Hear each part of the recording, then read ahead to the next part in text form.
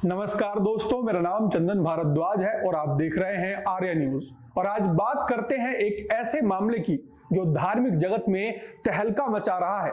ज्योतिष पीठ के शंकराचार्य स्वामी अभिमुक्तेश्वरानंद सरस्वती पर गंभीर आरोप लगे हैं। पॉक्सो एक्ट के तहत नाबालिग बच्चों से यौन शोषण का इस सनसनीखेज मामले में बड़ी अपडेट सामने आई है। ज्योतिष पीठ के शंकराचार्य स्वामी अभिमुक्तेश्वरानंद सरस्वती ने गिरफ्तारी से बचने के लिए 24 फरवरी 2026 को इलाहाबाद हाई कोर्ट में अग्रिम जमानत याचिका दाखिल कर दी है और मामले पर जल्द सुनवाई होने की संभावना है। इस पूरे मामले पर हमारे संवाददाता ने स्वामी अभिमुक्तेश्वरानंद सरस्वती से बात की है। सुनिए जरा क्या कह रहे हैं वो। बात यह है कि झूठा केस है, क्या बोलेंगे वो? जितना सिखाया पढ़ाया गया होगा उतना तो बोलेंगे, उसके बाद क्या बोलेंगे? इसीलिए वो नहीं बोल पा रहे हैं क्योंकि पूरी तरह से बनावटी केस है। अब हमने एक तस्वीर जो हमको जनता ने भेजा है, कई लोगों ने अलग अलग जगह से भेजा है कि ये देखिए ये देखिए, इनसे क्या आप उम्मीद करते हैं? तो एक प्रश्न है, हमने वो आपके सामने रख दिया, तस्वीर भी हमने दिखा दी। क्या हो रहा है वो जनता को आपके माध्यम से पता है तो ठीक रहेगा, क्योंकि जनता जब धारणा बनाती है तो उसको आपके द्वारा दी गई सूचनाएं ही उसमें कारण। भाई हमारा उनका व्यक्तिगत ना तो पहले से कोई परिचय है, ना तो कोई बातचीत है, ना तो कोई स्वार्थ टकरा रहा है। आईपीएस जो कर रहा होगा वो मुख्यमंत्री जी के निर्देशादेश पर उनकी इच्छा की पूर्ति के लिए कर रहा होगा।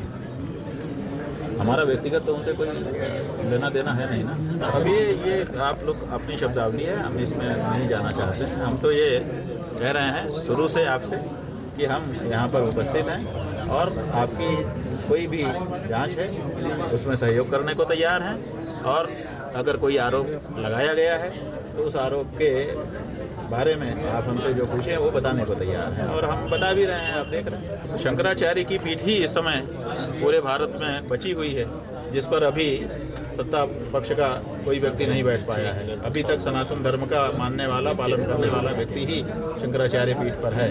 उनकी कोशिश है कि जैसे उन्होंने हर संवैधानिक पद पर अपने आदमी बैठा लिए, जैसे उन्होंने हर विश्वविद्यालय के कुलपति के पद पर अपने आदमी बैठा लिए, जैसे उन्होंने बाकी कई जगहों पर अपने आदमी बैठा लिए, वैसे वो चाहते हैं कि शंकराचार्य के पद पर भी हम अपने आदमी बैठा लें। तो इसीलिए जो परंपरागत शास्त्र को मानने वाले, वेद धर्म को बताने वाले शंकराचार्य हैं वो उनको अब सुहा नहीं रहे हैं, क्योंकि जो वेद को मानने वाले, शास्त्र को मानने वाले शंकराचार्य हैं वो कह रहे हैं कि एक सन्यासी को दया, करुणा और अहिंसा के व्रत का पालन करना चाहिए। और जब एक सन्यासी अपने आप को कहने वाला और गेरुआ कपड़ा पहनने वाला व्यक्ति मुख्यमंत्री आदि पद की शपथ ले लेता है तो फिर वो मांस विक्रय का काम भी करने लग जाता है, जो कि शास्त्रोचित नहीं है। शंकराचार्य ये कह रहे हैं कि जब आपने विरक्ति धारण कर ली, माँ बाप को भी छोड़ दिया, तो फिर आप नौकरी क्यों कर रहे हैं? क्यों वेतन लेकर के काम कर रहे हैं? और वेतन लेकर के जब आप काम करते हैं, भत्ता लेकर के काम करते हैं, तो 24 घंटे के लिए आप संविधान का काम करने के लिए जब नियुक्त हो गए तो मठ का काम कब करेंगे? तो ये जो प्रश्न हैं मूलभूत, इन प्रश्नों को शंकराचार्य उठा रहा है, इसीलिए शंकराचार्य उनको नहीं सुहा रहा है। शंकराचार्य ये कह रहा है कि गौ हमारी माता है, उसकी रक्षा होनी चाहिए, गौ हत्या करने वालों को हतोत्साहित किया जाना चाहिए और इसके लिए कानून बनाया जाना चाहिए। वो आप बनाना नहीं चाहते हो। आप लोगों के माध्यम से अब सर्वविदित है कि गौ हत्यारों से चंदा लिया जा रहा है, तो ये सब हिंदू धर्म के अनुरूप नहीं है। ये बात शंकराचार्य बता रहा है, इसीलिए शंकराचार्य को समाप्त करना उनका उद्देश्य है। कि इंडिया गठबंधन हम नहीं जानते, हम कोई पार्टी भी नहीं जानते, हम तो ये जानते हैं कि कौन सच्चा हिंदू है, कौन सच्चा हिंदू नहीं है। तो जो सच्चा हिंदू है वो खुल करके अपनी बात कह रहा है। वो भाजपा में भी है, वो भी बोल रहा है। भाजपा के भी 2 उप मुख्यमंत्री आखिर सामने आए थे ना कि गलत हुआ, आप उनको क्यों नहीं गिनते हो? वो इंडिया गठबंधन के हैं दोनों उप मुख्यमंत्री, वो भी पानीदार लोग हैं, उनके अंदर भी अभी हिंदू धर्म जीवित है, इसीलिए वो बोल पड़े।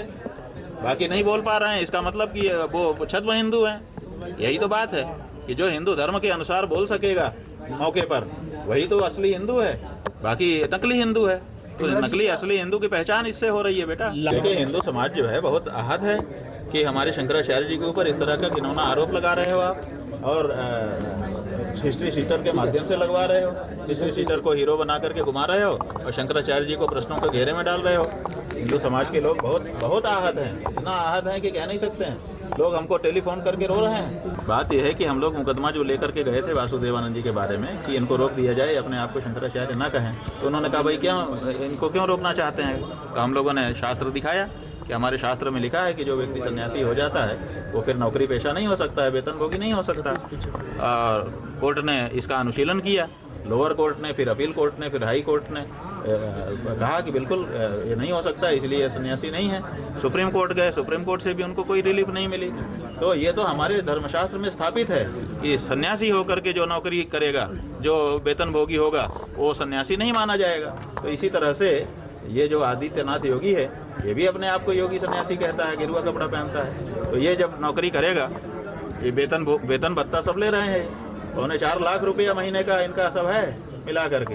तो आप जो वेतन भत्ता ले रहे हैं तो आप सन्यासी कैसे हैं। और आप एक सन्यासी के रूप में अहिंसा व्रत का पालन पूरी तरह से करना पड़ता है, चींटी भी ना मर जाए इसका ध्यान रखना पड़ता है। और आप करोड़ों करोड़ पशुओं को मार करके उसका मांस विदेशियों को खिलाने के लिए बेच रहे हैं, डॉलर कमा रहे हैं, और फिर भी आप अपने आप को सन्यासी कह रहे हैं। ये जो परिभाषा हिंदू धर्म की बनाई जा रही है कि केवल गेरुआ पहन लो और अपना सिर मुड़ा लो और उसके बाद अपना नाम अमुक ये रख लो, इतने मात्र से कोई सन्यासी नहीं होता है। सन्यासी होने के लिए सन्यासी वेश के साथ साथ सन्यासी आचरण भी होना चाहिए।